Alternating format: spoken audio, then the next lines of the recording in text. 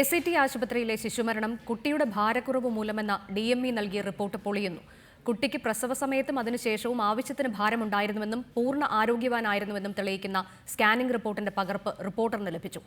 ആശുപത്രി അധികൃതരുടെ അനാസ്ഥ തന്നെയാണ് മരണകാരണമെന്ന് തെളിയിക്കുന്ന റിപ്പോർട്ടുകളാണ് പുറത്തുവന്നുകൊണ്ടിരിക്കുന്നത്. Reporter follow up. ഭാരക്കുറവ് മൂലമാണ് SAT ആശുപത്രിയിൽ കുട്ടി മരിക്കാനിടയായതെന്നാണ് DME നൽകിയ റിപ്പോർട്ടിൽ പറയുന്നത്.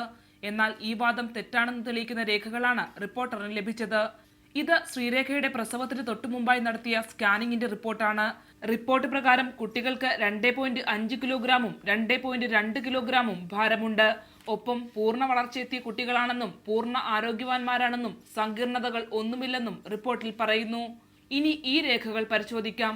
ഇത് SAT ആശുപത്രിയിൽ നിന്നും പ്രസവശേഷം കുട്ടികളുടെ ഭാരവും പ്രസവ സമയവും രേഖപ്പെടുത്തി നൽകിയ കുറിപ്പാണ്.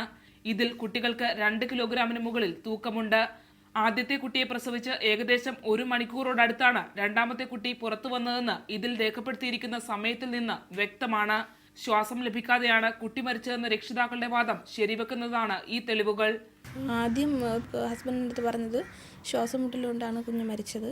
പിറ്റേ ദിവസം വന്നപ്പോൾ ആ കുഞ്ഞിൻ്റെ സാക്കിനുള്ളിൽ വെള്ളം കുറവുകൊണ്ട് ആണെന്ന് പറഞ്ഞു.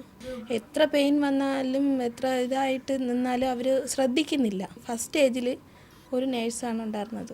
ഭാരക്കുറവ് മൂലമാണ് കുട്ടി മരിച്ചതെന്ന അന്വേഷണ സമിതിയുടെ റിപ്പോർട്ട് തെറ്റെന്ന് തെളിയിക്കുന്നതാണ് റിപ്പോർട്ടറിന്റെ കണ്ടെത്തലുകൾ. സഹപ്രവർത്തകർ തന്നെ അന്വേഷകരായി വരുമ്പോൾ എങ്ങനെയാണ് സത്യം പുറത്തുവരിക? തിരുവനന്തപുരം SAT ആശുപത്രിയിൽ നിന്നും ശരണ്യ സ്നേഹജൻ, റിപ്പോർട്ടർ.